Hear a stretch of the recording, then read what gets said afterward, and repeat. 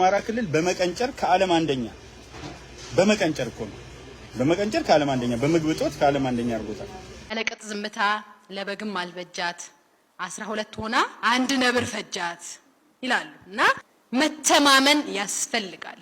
እኛ ሀገር የተማሩ ሰዎች አንድረ በመሃል ይጨምሩና የተማረሩ ሆነው ነው የሚወጡትና ልክ ህዝብ ጋር ሲደርሱ የተማረሩ ይሆናሉና ምሬታቸውን ነው የሚያካፍሉን ትምህርታቸውን ሳይሆን። ስለዚህ ምሬታቸው ነው እኛ ጋር የሚደርሰው። መጋቢ ሐዲስ እሸቱ ምን ይላሉ?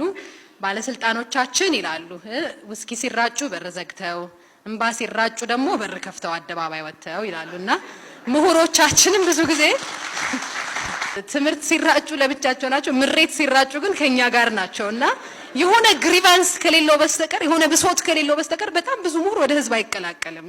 መኪናው ለብቻ ነው፣ ኤርፖርት ሲገባ ለብቻ ነው፣ መሰለፍ ሁሉ ይደብረዋል። ለምን አታቆኝም ብሎ ነው የሚበሳጭ ሰው አለ። አንድ አባት ምን አሉ? ያለቅጥ ዝምታ ለበግም አልበጃት 12 ሆና አንድ ነብር ፈጃት ይላሉና መተማመን ያስፈልጋል። አንተማመንም። መድረክ ላይ እንተማመናለን፣ ከመድረክ ወርደን ያዳራሿን በር እንኳን እስክንወጣ አንተማመንም አይደል? ትተያያላችሁ። እኛ እንኳን ትተናል በጊዜ ግን በጣም ነው የምትተያዩት። ተኝታችሁ እንኳን ትተያያላችሁ። ሌላው ቀርቶ አንድ ነን ያሉን ሰዎች አይተማመኑም። እንዴት አንድ አይተማመኑም? ሁለት እኮ አይደለም አንድ የሆኑ ሰዎች እንዴት አይተማመኑም? እና trust is a big deal። አንተማመንም ስል መንግስት ህዝብን አያምንም፣ ህዝብም መንግስትን አያምንም። አንተማመንም። trust matters። ትልቅ ነገር ነው መተማመን። ስለዚህ እንዴት ነው መተማመን የምንችለው? መተማመን ማጎልበት የምንችለው የሚለው አንድ ጥያቄ። ሁለተኛው hope ነው፣ ተስፋ ነው። ተስፋ ማድረግ የሞራል ግዴታ ነው ብዬ ነው የማስበው። ተስፋ ማድረግ ጥሩ ነው። እንደ ሀገር እዚህ ጋር እንደርሳለን ብሎ ማመን ተስፋ ማድረግ ጥሩ ነው። ለምን ጧት ያነቃናል፣ እንደተኛን እንዳንቀር ያረጋናል። ሶስተኛው ኤምፓቲ ብዬ የማስበው ራስን በሌላ ጫማ ከቶ ማየት። አሁን በጣም ትልቁ ችግር ሁላችንም በራሳችን ጫማ ውስጥ ብቻ ነው መቆየት የምንፈልገው። ስለዚህ የሆነ አካል የሆነ ነገር ሲናገር እኔ በሱ ቦታ ብሆን ብሎ መቀየር አይታይም። ስለዚህ አንድ ሰው አንድ ነገር ሲናገር እንትን ስለሆነ ነው፣ የእንትን ብሔር ስለሆነ ነው፣ የእነንትና ዘመድ ስለሆነ ነው እንጂ እኔ በሱ ቦታ ብሆን ምን ላደርግ ችል ነበር የሚል የኤምፓቲ ስሜት ጠፍቷል። አማራ ክልል በመቀንጨር ከዓለም አንደኛ በመቀንጨር እኮ ነው። በመቀንጨር ከዓለም አንደኛ በምግብ እጦት ከዓለም አንደኛ አድርጎታል።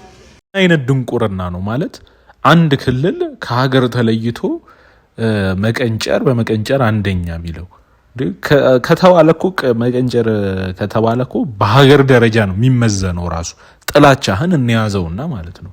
ይሄን አሁን መናገር ምን የሚሉት ነው? ጥላቻ ካልሆነ በስተቀር እውነት ራሱ ቢሆን ኖሮ ማለት ነው። እውነት ግን አይደለም። ለምን መቀንጨር ሲጀመር ይመዘናል? እሱ ወይ ቢመዘንስ በክልል ደረጃ ነው ወይ የሚመዘነው? በሀገር ደረጃ ኦልራይት ይሄ ኢትዮጵያ ውስጥ እንዲህ ነው ተብሎ በዓለም ሲወዳደር ሀገር ደረጃ ነው የሚመዘነው። በኢትዮጵያ ከተወዳደረ ነው በክልል ደረጃ ራሱ የሚመዘነው ከተመዘነ ማለት እስኮ በመቀንጨር ከዓለም አንደኛ ምንድነው የጠቀስከው ማስረጃ ራሱ አለ? በመጀመሪያ መቀንጨር ራሱ እንደሚመዘን ማስረጃ አለ መጀመሪያ። እና በጣም የሚያስጠላ አነጋገር ነው። ድሮ እንዳላሞገስክ ዛሬ ደግሞ እንደዚህ ውርድ ስትል በጣም ያስጠላል። ታዬ ቦጋለ በጣም የሆነ ሰውዬን ባየሁት በሰማሁት ቁጥር ተቃጥዬ አለኩ። መቃጠያዬን ጨረሰው። ምንም የቀረ መቃጠያ የለም። ወደፊት እንኳን እንደው የሚቃጠልበት ነገር ቢገጥመኝ መቃጠያ የሚባል ነገር የለኝም፣ እንዳለ አልቋል። እና ወደፊት ልታቃጥሉኝ እንኳን ያሰባችሁ ሰዎች ካላችሁ እንዳትደክሙ። ምንም የተረፈ መቃጠያ የለም። መቃጠያ ሁሉ አልቋል። አይዞ ወንድማችን፣ አትቃጠል፣ ተረጋጋ። ያው የሚያናዱ የሚያቃጥሉ ሰዎች አሉ። እንደነ ታዬ ቦጋለ ያሉ ሰዎች ስንሰማቸው በጣም ያቃጥላሉ፣ ያናዳሉ፣ ያበሳጫሉ። ከምሬ ነው የምላችሁ። በጣም የማይረባ ንግግሮች ነው የሚናገሩት። ልክ ያልሆነ ንግግር ነው የሚናገሩት። ነገር ግን ነገ ዋጅቀው ተሞት ታያላችሁ። ከተጎዳው ጎን ይቆማሉ እና ተለዋዋጭ ናቸው። በፊት አቋም ያለው ሰው ይመስልን ነበረ ታዬ ቦጋለ። ለዛ ነው ቦታ ምን ሰጠው የነበረው። ግን አቋም ያለው ሰው አይደለም። በቃ የሚለዋወጥ ነው፣ የሚገለባበጥ ነው። ለጥቅሙና ለምናምኑ ነው የሚንቀሳቀሰው እንጂ ሆን ብሎ አላማ ኖሮት ሐሳብ ኖሮት አይደለም። እና እንዲሁ ደግሞ መገለባበጥ የሚወዱም ሰዎች አሉ። ማለት ከሚጠቅማቸው በላይ ካስፈላጊ ከመሆኑ በላይ አንዳንድ መገለባበጥ አስፈላጊ ነው ብለው ሊያስቡ ይችላሉ። አንዳንድ ሰዎች ይጠቅመኛል ብለው ካሰቡ ከሚጠቅማቸው ከሚያስፈልጋቸው በላይ የሚገለባበጡ ሰዎች አሉና ታዬ ቦጋለ ከነሱ መካከል የሚካተት ሰው እንጂ አቋም ያለው ሰው አይደለም። ስለዚህ ለእንደዚህ አይነት ሰዎች ይሄን ያህል ቦታም እኮ የለውም። ምን ሊያደርግ ይችላል? ይሄን ያህል የረባ ነገር እኮ ይዞ ሊመጣ አይችልምና ያን ነው የምናስበው። እናንተ ምን ታስባላችሁ? ስለ ታዬ ቦጋለ በኮሜንት አሳውቁን። ሚስጥረ ስላሴ የሚል ፔጅ ላይ ያገኘሁት ጽሁፍ ነው።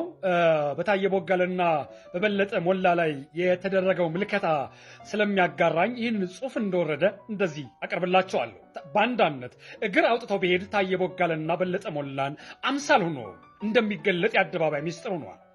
የአንድ ሀገር የፖለቲካ ስነ ምህዳር መበላሸቱን ካሳዩ ማሳያ መገለጫዎች መካከል ዋነኛው የሞራል ውድቀትና የቆሙለትን ዓላማ በየመድረኩ መሸጥ ነው። በተለይም በአማራ ሕዝብ ስም እና በማህበራዊ መሰረት ላይ ተንጠልጥለው ወደ ስልጣን ዝና የመጡ ግለሰቦች ሕዝቡ እየደረሰበት ካለው መከራና ታሪካዊ ግፍ ይልቅ የራሳቸውን የግል ጥቅም ማሳደጃና የጌቶቻቸውን ፍላጎት ማሟያ ሲሆን ማየት የታሪክ ትልቁ ክደት ነው። ዛሬ ላይ በአንዳነት እግር አውጥቶ ቢሄድ ታዬ ቦጋለና በለጠ ሞላን አምሳል ሆኖ እንደሚገለጥ የአደባባይ ሚስጥር ሆኗል። የታዬ ቦጋለ የመቶ ጊዜ የይቅርታ ቲያትር የውሸት ትርክት። ታዬ ቦጋለ አጋጣሚዎችን አይቶ አቅጣጫ በመቀየር ረገድ የተካነ የፖለቲካ ቁማርተኛ ለመሆን ማረጋገጫው የራሱ የለቀቀው ተከታታይ የይቅርታ ጦማር ነው። ትናንትና አማራነትና ታሪክን በሚዛናዊነት ሞግታለሁ ሲል የነበረው ግለሰብ ዛሬ ጥቅሙ ሲነካ ወይም ከጀርባ ያሉ ኃይሎች ሲያስገድዱት የኦሮሞ ሕዝብ እና ኦነግ የመቶ ጊዜ ይቅርታ ለመጠየቅ ሲንበረከክ ይታያል። የኦነግን ግፍ ማባስ ኦነግ ላለፉት 10 ዓመታት በንጹሃን ዜጎች አማራ ሕዝብ ላይ ያደረሰው መዋቅራዊ ጥቃትና ግድያ ወደ ጎን በመተው ዛሬ ላይ ለጭቁን ሕዝብ መስዋዕትነት ከፍሏል እያለ ማሞካሸት የታሪክ ሀቅ መካድና የባንዳነት ጥግ ነው። ታሪክን ማዛባት የዳግማዊ ምኒልክን የሀገር ማቅናት ጉዞ የንጉሠ ነገሥት ማስፋፋትና ግፍ ብሎ በመፈረጅ የራሱን የቀድሞ ንግግሮች ውድቅ ማድረጉ ራሱን የገዢው ፓርቲ ፖለቲካዊ ፍላጎት አገልጋይ ማድረጉን ያሳያል። ይህ አይነቱ ዋሽቶ ማስታረቅ ሳይሆን ዋሽቶ መኖር የወለደው የአድርባይነት ባህሪ ነው። ዶክተር በለጠ ሞላ የይስሙላ ውክልናና ማጨብጨብ። በሌላ በኩል በአማራ ሕዝብ ስም የተደራጀን ፓርቲ ወይም አብንን በመምራት ወደ ሳይንስና ኢኖቬሽን ሚኒስትርነት ወንበር የተሻገሩት ዶክተር በለጠ ሞላ የሕዝቡን እውነተኛ ብሶትና የህልውና አደጋ ከመጋፈጥ ይልቅ ስርዓቱ አስፈጻሚ ሆነው ማገልገላቸውን መርጠዋል። የራያ ቆቦ ምርጫ ድራማ በጦርነትና በመከራ ውስጥ የሚገኘው የራያ ቆቦ ሕዝብ መራጭ አድርጎ በከፍተኛ ድምፅ አሸነፍኩ እያለ ማህበራዊ ሚዲያ ላይ የሕዝብ ቁስል መዘበት ነው። በሺዎች የሚቆጠሩ ንጹሃን የተፈናቀሉበት ሰላም በራቀበት ቀጠና ውስጥ የምርጫ ጣቢያዎችን ቁጥር እየደረደሩ ራስን ማወደስ የባንዳነት ተግባር እንጂ የህዝብ ውክልና ሊሆን አይችልም። አሽቃባጭነት ህዝብ በየቀኑ መስዋዕትነትን እየከፈለ ባለበት ሰዓት ከአዲስ አበባ ሆነው የስርዓቱን የሰላም ጥሪና ዊን ዊን አካሄድ ማሞገስ የገዛ ወገንን ትግል ለስልጣን ማቆያ አሳልፎ የመስጠት ማሳያ ነው። ታዬ ቦጋለ በተደጋጋሚ የሚለዋወጠውና ለኦነግ የሚያቀርበው የሽንገላ ይቅርታ እንዲሁም ዶክተር በለጠ ሞላ በህዝብ ስም መነገድ የፖለቲካ ቁማር አንድ የሚያደርጋቸው ነገር ቢኖር አድርባይነትና ባንዳነት ነው። ሁለቱም ግለሰቦች የቆሙት ለህዝብ እውነታና ለታሪክ ሚዛናዊነት ሳይሆን ለራሳቸው የግል ጥቅምና ለስርዓቱ ዕድሜ ማራዘም ነው። የአማራ ህዝብ በንቀት የውሸት ትርክታቸውንና አሽቃባጭነታቸውን እየኮነነ ሲሆን ታሪክም እነዚህን ግለሰቦች በአንዳነት እግር አውጥቶ መሄድ ማሳያ አድርጎ ይመዘግባቸዋል።